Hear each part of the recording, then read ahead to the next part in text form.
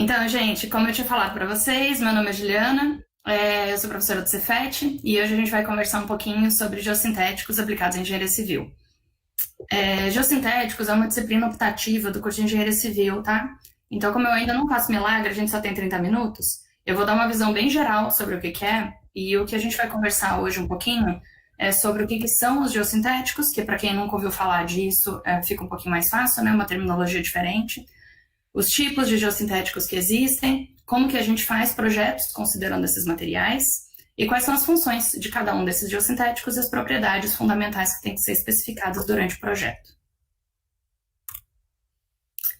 Bom, então os geossintéticos, eles fazem parte do mundo dos geomateriais. E o que que seriam esses geomateriais? Como vocês podem ver aí na figura, os geomateriais podem ser pedregulhos ou britas, que são materiais de granulometria grosseira, e são muito usados em drenagens e barragens de enrocamento. As areias também são consideradas geomateriais, e elas são solos não coesivos, que podem ser usados como dreno.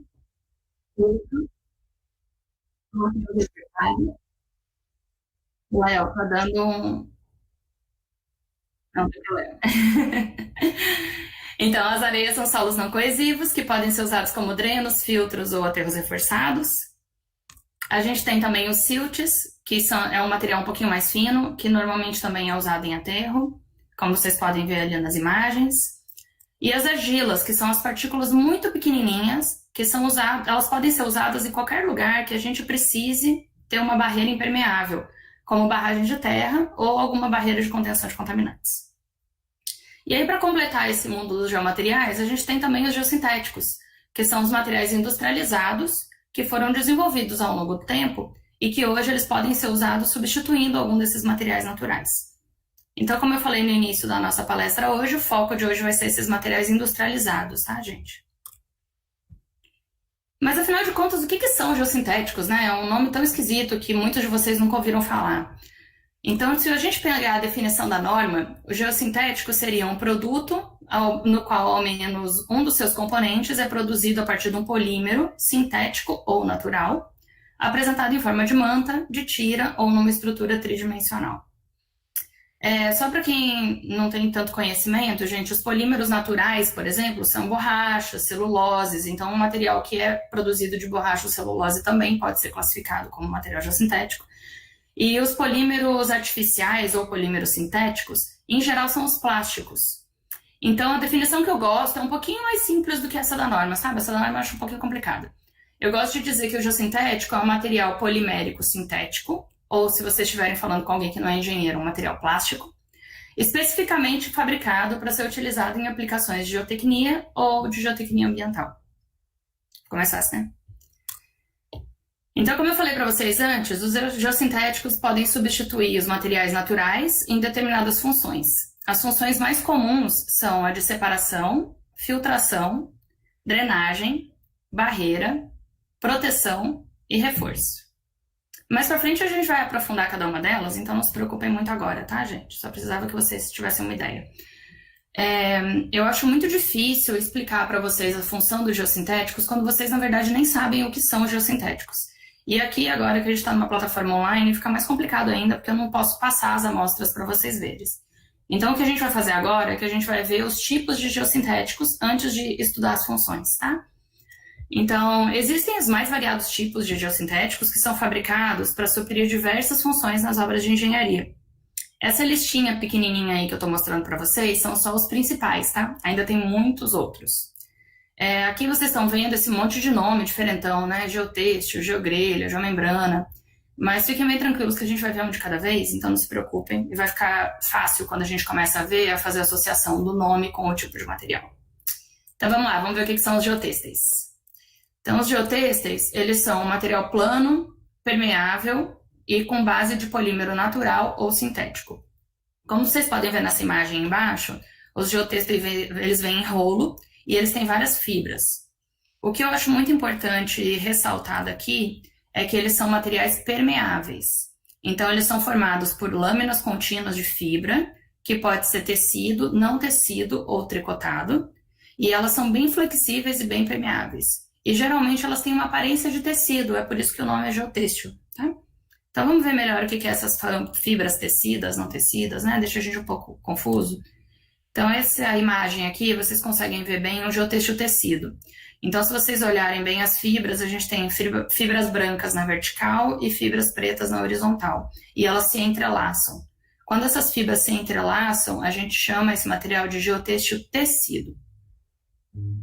Agora a gente vai ver um geotêxtil que é não tecido. E aí vocês podem perceber que nesse geotêxtil as fibras são bem menores e elas são mais difíceis de ser visualizadas. Por isso que eu coloquei essa fotinha no topo direito, onde vocês estão vendo, que é uma foto tirada no microscópio óptico. Então essas são as fibras do geotêxtil não tecido. Para elas poderem ficarem todas juntas assim, existem vários processos. Um deles é por agulhamento, são várias agulhas que juntam essas fibras. E eu sei que é engraçado, a gente olha ele assim, parece um material tão fraco, né? Porque é só um monte de agulha, de fibra jogada ali. Mas na verdade é um material bem resistente e que tem várias aplicações. Depois da quarentena, por favor, dê um pulinho lá no laboratório de solos e peçam para alguém mostrar para vocês as amostras que eu deixei lá. Tem várias amostras de todos esses geossintéticos que vocês podem puxar, brincar, e aí vai dar para entender bem a diferença. E aí aqui a gente tem uma foto que a gente consegue ver que existem vários geotêxteis de várias cores, com vários tipos de fibras diferentes.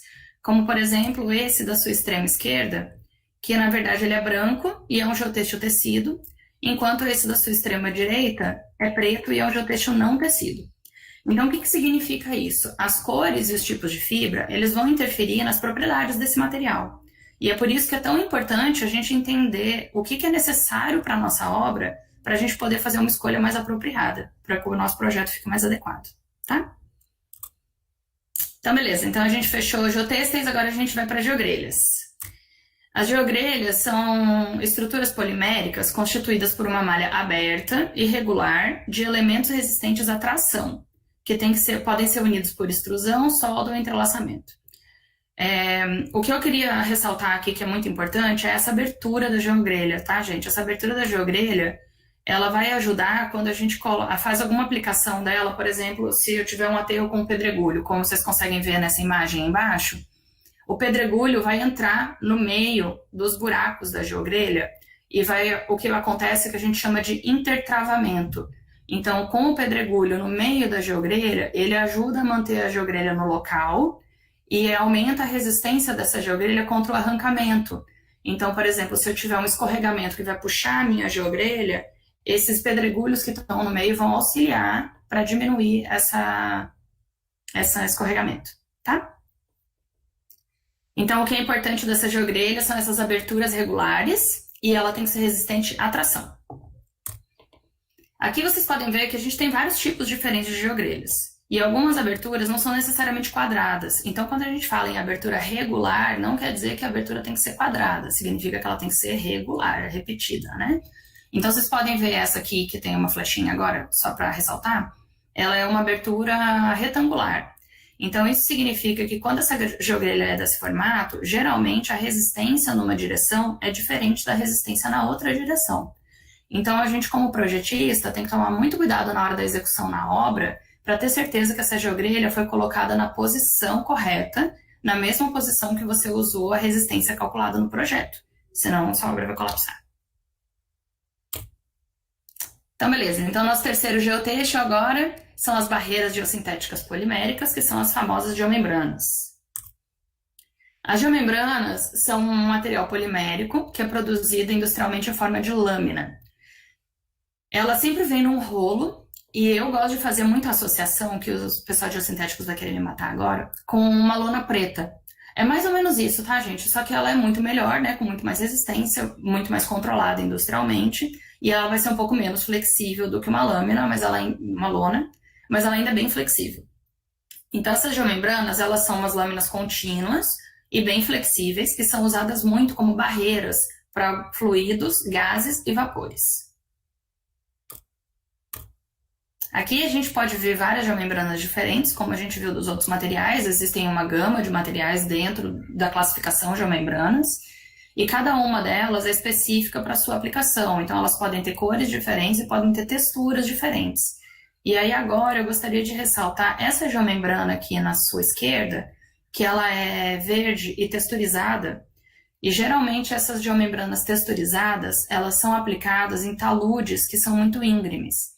Então imaginem que eu tenho um solo inclinado e eu vou aplicar uma geomembrana lá em cima. Essa geomembrana é uma lâmina fina e lisa. Então aqui vai ser uma superfície preferencial de ruptura. Essa minha geomembrana vai tender a escorregar sobre o meu solo. Então eles criaram essa geomembrana que é texturizada, que aumenta o atrito do solo com a geomembrana e aí diminui esse problema de escorregamento. Mas tudo isso é só um jeito de mostrar para vocês que cada material é específico para uma aplicação diferente. Então é sempre importante vocês saberem o que está acontecendo na obra para poder especificar o material correto. Então tá bom, então o próximo agora são as georredes.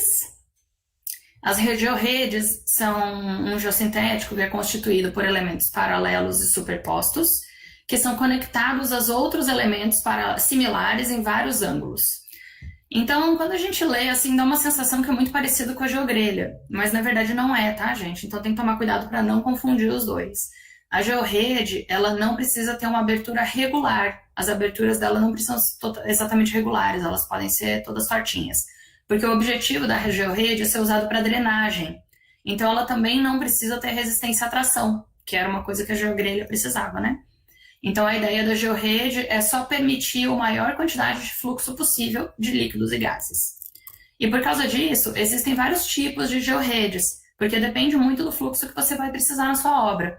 Então, se você precisar de um fluxo um pouquinho maior, você provavelmente vai precisar de uma georrede como essa que está no seu canto direito. Se você precisar de um fluxo um pouquinho menor, você usa a georrede que está no seu cantinho esquerdo. Isso sempre de acordo com a necessidade da obra, tá? Tá ótimo. Então agora a gente vai ver os geocompostos. Já estamos chegando na metade. Então os geocompostos, eles são materiais que são industrializados e o que é importante do geocomposto é que ele é uma associação de diversos tipos de materiais diferentes e pelo menos um deles tem que ser geossintético. Então, o geocomposto mais comum é o geocomposto drenante, onde a gente associa geotêxtil com um núcleo drenante. Mas existem vários outros tipos de geocompostos, tá, gente? É sempre uma associação de um geossintético com alguma outra coisa. Então, aqui é um geocomposto que se chama drenos verticais pré-fabricados. Eles são muito utilizados para acelerar recalque em região de solos argilosos moles. E aí, nessa imagem aqui, vocês podem ver a aplicação desse material. Cada pedacinho branco dessa imagem é um dreno que está sendo aplicado, geralmente a grande profundidade, que pode variar aí de 6 a 12 metros, dependendo da obra, às vezes até mais. E notem a escala com o operário que está ali fazendo a interligação dos drenos, né? Como tem muito dreno nessa região. E isso é especialmente importante para a gente poder acelerar recalque em solos moles.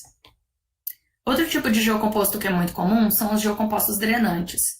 Esse geocomposto ele é um pouquinho diferente do dreno vertical pré-fabricado por causa do meio dele. Então, esse geocomposto ele também é um geocomposto para drenagem, mas ele vai ter geotêxtil ao redor e no meio a gente tem uma georrede, que era um pouquinho diferente. Lembram da georrede?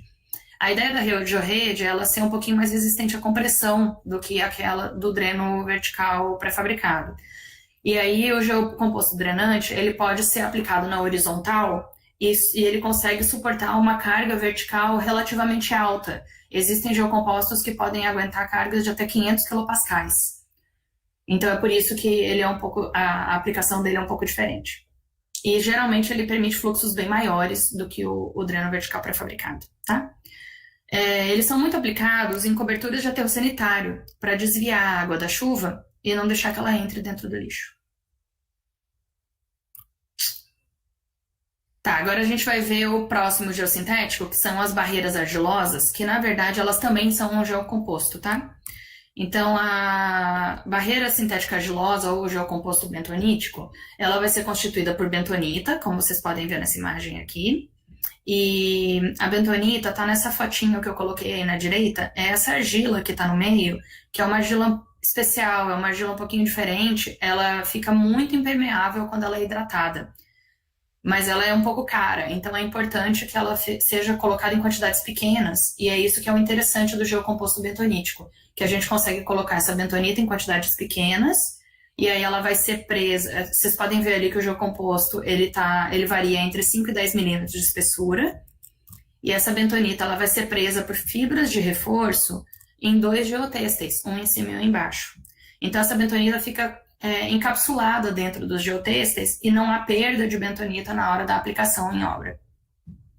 Esse geocomposto bentonítico, ele também é conhecido como GCL, então pode ser que vocês ouçam alguém falando GCL, tá? GCL é um termo que vem do inglês, que é Geosynthetic Clay Liners. E aí aqui a gente pode ver de novo aquela minha fotinha das variedades, né? Existem vários tipos de GCLs no mercado e a gente pode ter variações no tipo de bentonita, na granulometria da bentonita e no tipo de geotêxtil. E isso sempre tem que ser decidido de acordo com a sua aplicação e necessidade na obra. Então agora a gente está indo para as geocélulas. As geocélulas são estruturas poliméricas tridimensionais que são permeáveis e elas têm um formato hexagonal. E elas são ligadas entre si e podem ser preenchidas com solo ou com concreto. Eu quero mostrar uma figurinha para vocês aqui. Então é isso que é a geocélula, tá, gente? Nesse caso aqui, ela está preenchida com solo, com areia, né? Então, se a gente preencher ela com areia ou com pedregulho, ela é muito utilizada em reforço para a estrada provisória. Então, a gente só coloca ela, preenche e passa os caminhões, geralmente estrada provisória, rodovia provisória dentro de obra, então os acessos provisórios, é ótimo. Porque depois é só você vir e tirar a geocélula e tá tudo bem. Já desmonta a rodovia. Nessa imagem aqui, vocês conseguem ver que elas são perfuradinhas, então isso é bom, que ajuda muito na drenagem. E aí agora, para finalizar os nossos tipos de geossintéticos, eu vou falar bem rapidinho sobre as geomantas, o geofon e os geotubos, dentro dessa categoria de outros geomateriais, mas eu vou reforçar que existem vários outros geossintéticos, tá, gente? Aqui, infelizmente, a gente não tem tempo para abordar todos eles aqui. Então, aqui a gente pode ver a geomanta. As geomantas, elas são muito usadas para controle de erosão e geralmente elas são colocadas nas faces dos taludes para proteger a face do talude e elas podem ser biodegradáveis, que é uma coisa que é muito legal, que eu acho o máximo, pelo menos. Então, tem várias delas que são feitas de fibra de coco e outros tipos de fibras biodegradáveis que a gente aplica elas só para proteger o talude até que a vegetação cresça. Esses aqui são os geopipes, que na verdade são tubos que são muito usados para drenagens, né? E a gente tem o geofon, que é muito legal. O geofon é um bloco de isopor enorme, que é super leve e ele é muito usado para aterro sobre o solo mole, porque aí ele não aumenta a carga e não aumenta o recalque. Então ele é super interessante. Eu não vou ter tempo agora de abordar ele, mas por favor, se vocês tiverem interesse, procurem como foi construída a Vila Pan-Americana no Rio de Janeiro, porque o Rio de Janeiro tem solos muito moles e eles fizeram um aterro para a Vila Pan-Americana, toda com esses blocos de geofon.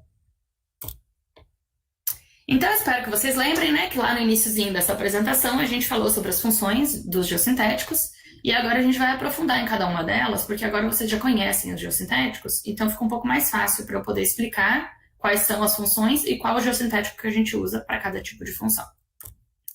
Mas primeiro, como eu sou chata, eu queria conversar com vocês um pouquinho sobre como que a gente tem que fazer um projeto que use geossintéticos. A primeira coisa que a gente tem que fazer é sempre avaliar a criticidade da aplicação, porque aí a gente vai saber qual que é a importância daquela função dentro do nosso projeto. Depois, o segundo passo é determinar quais são as funções que vão ser desempenhadas pelo seu geossintético. E aí, a partir dessas funções, a gente consegue começar a fazer o nosso dimensionamento. Então, a gente vai determinar qual que é o valor numérico da propriedade que é requerido para aquela função. E aí, a parte mais importante aqui é a gente testar ou obter o valor admissível dessa propriedade que vai ser exercida pelo geossintético. O que significa isso? Quando vocês forem comprar geossintéticos, agora eu espero que saindo dessa palestra vocês já vão procurar mais ou menos na internet quais são as empresas que vendem geossintéticos, como é que funciona. Eles sempre vão ter um catálogo. E aí no catálogo dos geossintéticos, eles têm várias propriedades de engenharia e o valor que aquele material desempenha para aquela propriedade de engenharia. O que é muito importante aqui, gente, é que avaliando a criticidade da aplicação, vocês têm que ter senso crítico para decidir qual é o valor admissível que vocês vão usar para o geossintético de vocês. Se vocês estiverem usando um geossintético numa função que é muito crítica e que se der algum problema corre o risco de colapsar a sua obra, eu, professora Juliana, não recomendo vocês usarem o valor admissível de catálogo. Eu recomendo que vocês façam um ensaio naquele geossintético. Existem vários laboratórios no Brasil que fazem esses ensaios de geossintéticos. A gente pode simplesmente enviar para um laboratório e pedir o resultado do ensaio de laboratório, tá? E aí, para quem já está um pouquinho mais avançado na engenharia, vocês sabem que se a gente tem um valor requerido e um valor admissível, a gente consegue calcular qual que é o fator de segurança desse nosso projeto. E aí, calculando esse fator de segurança, a gente tem que avaliar, conferindo com a criticidade da aplicação, se o fator de segurança é aceitável ou não para aquela função específica.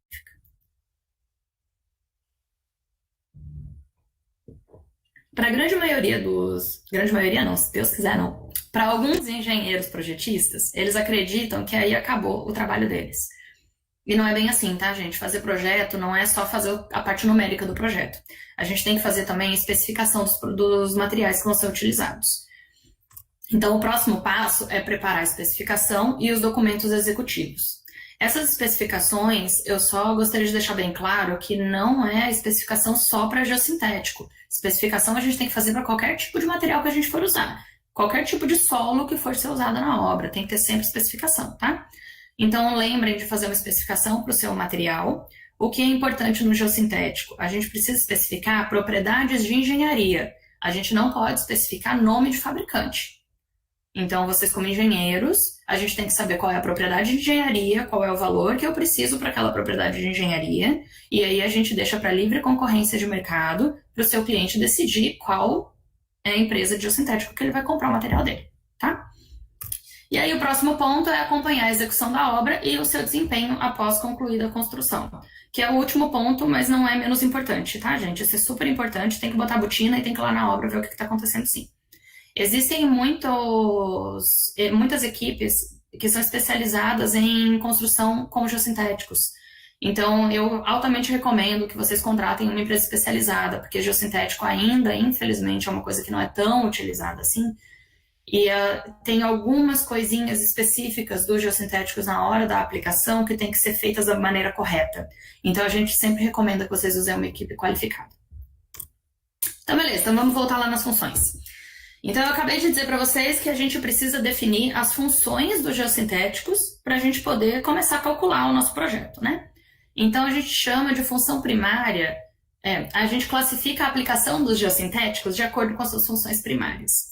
Mas isso não significa que um geossintético na obra não vai desempenhar mais de uma função. Eu só vou ter uma função primária e as outras são chamadas de funções secundárias. Mas eu posso ter um único geossintético desempenhando várias funções ao mesmo tempo, tá? A gente só tem que calcular ele para todas as funções. Então, a primeira função que a gente vai ver aqui é a função de separação. A separação é quando a gente usa geossintéticos para separar duas camadas de solo que têm granulometrias diferentes. Aqui nesse exemplo que vocês estão vendo, a gente pode ver a camada de subleito, que é o solo natural, e a camada de subbase, que em geral é de pedregulho ou uma brita de uma maior dimensão. Com a passagem dos carros, a brita vai entrando no solo e vai diminuindo a espessura da camada de subbase. Esse pedacinho que a brita começa a se misturar com o solo é o que a gente chama de zona de transição. Quando a gente utiliza um geossintético como separador, a espessura dessa camada da subbase e a integridade da rodovia são mantidas de uma forma melhor, porque aí a gente não tem essa zona de transição, né, do pedregulho dentro da subbase. Para essa aplicação, para essa função, o melhor geossintético é o geotêxtil, tá? Por isso que ali já está escrito também geotêxtil separador. Então, beleza. Então, a nossa segunda função é a função de filtração. Que aí, como os filtros, os geossintéticos eles vão atuar de uma maneira similar com filtros de areia, que permitem que a água se movimente através do solo, mas vai reter as partículas de solo que estavam contidas dentro desse fluxo, como está mostrando nessa figurinha aí. Eu acho muito mais fácil pensar desse jeito. A gente não fala em filtro de café? Então, o filtro geossintético é exatamente a mesma coisa. No café, a gente coloca o nosso pó ali em cima do filtro, coloca uma aguinha, e aí sai um café delicioso embaixo, né? Porque vocês são mineiros, vocês gostam de café igual eu. Mas se a gente pensar num filtro dentro do solo, vai ser a mesma coisa. Eu vou ter o solo, o filtro, e o que vai passar é só a água. As partículas de solo vão ficar retidas nesse filtro. Então, quando a gente está fazendo um projeto com função de filtração, tem duas propriedades que são muito importantes que precisam ser especificadas. Então, você, como engenheiro projetista, precisa especificar qual que é a abertura aparente do seu geotêxtil e qual que é a permissividade desse material. E aí, como eu já falei, né, o melhor geossintético para ser usado nessa função é o geotêxtil. Então, aqui eu estou mostrando para vocês uma aplicação mais prática, onde o geotêxtil está sendo aplicado na rodovia. Eu vou dar um highlight aqui no geotêxtil, para vocês acharem ele. Acharam? Então tá ali, ó, o geotêxtil está sendo aplicado ao redor, a gente tem um tubo perfurado que vai fazer a drenagem, a brita ao redor desse tubo perfurado, e aí a gente tem o geotêxtil ao redor da brita. A função desse geotêxtil é servir de filtro para a água que está vindo dentro da subbase, conseguir passar pelo geotêxtil, passa pela brita e entra no tubo perfurado. Então a gente consegue drenar essa subbase para garantir que ela vai ter sempre uma resistência mais homogênea. Se a gente não tivesse esse geotêxtil, as partículas do solo iam começar a entrar no meio da brita e isso ia colmatar o seu filtro. Então, ia comentar a sua drenagem. Então, a gente ia acabar tendo problema de drenagem a longo prazo. Por isso que é tão importante a gente ter sempre um filtro, tá? Aqui, à esquerda, vocês podem ver a colocação desse geotêxtil dentro de uma vala. E na direita tem a colocação já do tubo com a brita. E aí eles vão fechar e envelopar em cima. Bom, a nossa terceira função, então, é a função de drenagem. Os geossintéticos, eles atuam como dreno dentro de uma... atuam como dreno, conduzindo fluxo dentro dos maciços menos permeáveis. E um exemplo disso são os drenos verticais que a gente já viu antes, né? Então, aqueles drenos verticais pré-fabricados, que são colocados para acelerar o recalque da argila, o que vai acontecer é que eles são colocados dentro da argila, e aí eles vão filtrar a água, drenar a água da argila, vai entrar dentro desse dreno e a gente pode tirar a água de lá de dentro e acelera o recalque. E os geocompostos drenantes, que são muito usados em coberturas de aterro sanitário, porque aí quando chove, ele conduz a água da chuva para onde a gente quer que a água vá e não dentro do lixo. A principal propriedade que a gente precisa especificar aqui nessa função é a transmissividade. E diferentes geossintéticos podem ser usados para essa função, mas os geocompostos drenantes são os mais indicados. E isso é o meu doutorado hoje. Então, como vocês podem ver aqui, a gente tem um geocomposto drenante sendo aplicado em cima de uma barreira impermeabilizante numa cobertura de aterro sanitário. A ideia dessa barreira que está embaixo dele é impedir a entrada da água que poderia infiltrar no lixo. Então, vocês imaginam, eu tenho a chuva, vai cair no meu dreno, e aí o meu dreno vai conduzir. Mas eu tenho que ter alguma coisa impermeável embaixo desse dreno para garantir que eu vou realmente conseguir conduzir o fluxo e que o que está dentro do dreno não vai passar para baixo, né? Então, como eu acabei de explicar para vocês, o geocomposto, ele funciona como dreno para desviar a água, mas a gente tem essa barreira que está impedindo essa passagem. Então, a nossa próxima função agora é a função de barreira, que é onde os geossintéticos vão atuar como barreiras impermeáveis para líquidos e gases. E o exemplo mais comum que a gente tem disso são geomembranas, que podem ser usadas em qualquer aplicação como barreira, mas nesse caso eu vou falar para vocês sobre a geomembrana usada como barreira na base de um aterro sanitário para impedir o movimento vertical de chorume para dentro do solo natural. E quando a gente está dimensionando e especificando os geossintéticos para essa função, as principais propriedades que devem ser consideradas são o tipo de polímero e a espessura desse material. O que é importante no tipo de polímero, gente, é por causa da composição química do gás ou do líquido que tem que ser barrado, tá? A gente não tem tempo agora para entrar nisso aprofundado, mas é isso que vai acontecer. A gente tem que saber o tipo de polímero para entender como que isso vai influenciar na composição química do líquido ou do gás barrado. E aí aqui nessas fotos, vocês podem ver uma instalação de um GCL na cobertura de um aterro sanitário municipal, para fazer a mesma coisa que eu acabei de explicar. E aqui no lado direito, vocês podem ver uma geomembrana sendo utilizada como revestimento para uma barragem de concreto. Então, nesse caso, a geomembrana está trabalhando como impermeabilizante para o concreto. Então, beleza. Então, agora a gente está na função de proteção, quase acabando. Esses geossintéticos, a gente pode ter dois tipos de proteção com geossintéticos. O primeiro é quando eles estão atuando como proteção para outro geossintético. Então, o exemplo que eu queria dar para vocês aqui é voltar naquela base do aterro sanitário. Então, a gente tem a geomembrana trabalhando como barreira no aterro sanitário para impedir que o chorume passe do lixo para dentro do solo. E em cima dessa geomembrana, eu preciso ter um sistema de drenagem para, como o volume é muito alto de chorume, em geral, a gente usa pedregulho para fazer esse sistema de drenagem. E aí vocês conseguem imaginar, a geomembrana é aquela película fina que eu falei antes, né, bem maleável. Se eu tiver um pedregulho em cima, e aí eu passo um equipamento pesado para fazer a compactação desse pedregulho, ou para fazer a compactação do lixo que está acima desse pedregulho, esse pedregulho vai puncionar a nossa geomembrana e corre o risco de perfurar a geomembrana. Para evitar esse tipo de perfuração, a gente usa uma camada de proteção, que nesse caso é sempre com geotêxteis. E a ideia do geotêxtil aqui é a gente estudar qual que é a resistência ao funcionamento do geotêxtil, porque não adianta também eu botar um geotêxtil que vai rasgar, e tem que ser um geotêxtil com uma espessura definida, para a gente saber que vai realmente proteger a geomembrana que está embaixo. Então aqui, gente, é uma barreira geossintética para aterro sanitário, e aí lá no fundo a gente consegue ver a argila compactada, que é a argila base. Em cima tem uma geomembrana, que é essa lâmina preta. Depois tem a brita ou pedregulho, que é usado como sistema de drenagem. E entre os dois a gente vai ter um geotêxtil não tecido, que vai proteger a geomembrana da brita. Eu não sei vocês, mas eu tenho muita dificuldade de enxergar essa figura do jeito que tá, mas tem um pedacinho nela que é maravilhoso e é por isso que eu deixei ela nessa apresentação, que eu quero que vocês prestem atenção agora. Olha essa bolinha que eu coloquei aí embaixo na sua direita, dá para ver certinho a geomembrana preta, o nosso geotêxtil não tecido um pouco mais claro em cima e a brita. É exatamente assim que é feita a aplicação, tá? E aí o segundo processo de proteção que a gente pode ter é o processo de proteção contra controle de erosão. Para fazer controle de erosão. Então, nesse caso aqui, eu estou mostrando para vocês um talude que está com um processo avançado de erosão, com um monte de ravina. E essas ravinas, elas são causadas pela água da chuva. Então, quando a água da chuva entra no solo, ela começa a criar esses caminhos preferenciais e faz esse desenho bonitinho aí, que vocês já devem ter visto em vários taludes de rodovia, né?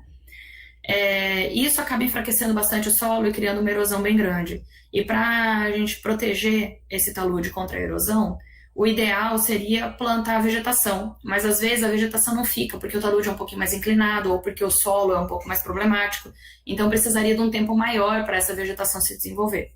E para isso, a gente pode usar as geomantas, que eu já falei para vocês um pouquinho antes, né? Elas podem ser também materiais biodegradáveis, então o que a gente faz é que a gente aplica a geomanta. Geralmente a gente entra com uma hidrossemeadura em cima, e aí até o momento dessa geomanta começar a se dissolver, a vegetação que você plantou já tem raízes suficientes para segurar o solo. E aí nossa última função, que é a função de reforço, é quando os geossintéticos vão atuar como um elemento de reforço no interior de um maciço de solo. E a ideia é gerar um maciço que tenha mais resistência e com propriedades de deformação melhores em relação ao solo não reforçado. Uma aplicação muito comum é a geogrelha, usada em muros reforçados. Então, às vezes, a gente está precisando construir um talude, ou eu estou precisando construir um muro, fazer uma escavação, mas o meu solo natural não vai conseguir ficar no ângulo que eu preciso que ele fique, porque o solo natural fica no ângulo que ele quer, não é o ângulo que eu quero. Então, para a gente poder fazer isso, a gente tem que reforçar esse solo. Quando a gente reforça o solo com geossintéticos, a gente pode ter muros de até quase 90 graus. Eles são muito bons, tá, gente? São muros muito íngremes e muito altos. E a propriedade que a gente vai precisar nesse caso é a resistência à tração, por isso que eu tô falando tanto da geogrelha, né? Que é aquele material que era uma grelhinha que é super resistente à tração. E aí aqui tem um exemplo para vocês de um muro que foi de um solo que foi reforçado com geogrelha e aí permitiu essa construção desse talude um pouquinho mais íngreme. No momento. Então, para resumir tudo agora, gente, essa tabela aqui a gente consegue ver na vertical os tipos de geossintético, na horizontal todas as funções que eu falei para vocês agora que eles podem desempenhar. Como isso aqui é uma live, depois vocês voltam a dar uma olhadinha, que eu não vou ficar falando uma por uma de novo, que a gente já falou, mas eu queria só relembrar que essa tabela é um resumo da apresentação de hoje, mas que existem vários outros tipos de geossintético que podem desenvolver várias funções, tá? Então, só recapitulando o que a gente conversou hoje, Os geossintéticos são geomateriais, como os outros também. A variedade de tipo de geossintético é muito grande, continua crescendo cada vez mais, então a gente, como engenheiro civil, tem que estar sempre se atualizando e procurando.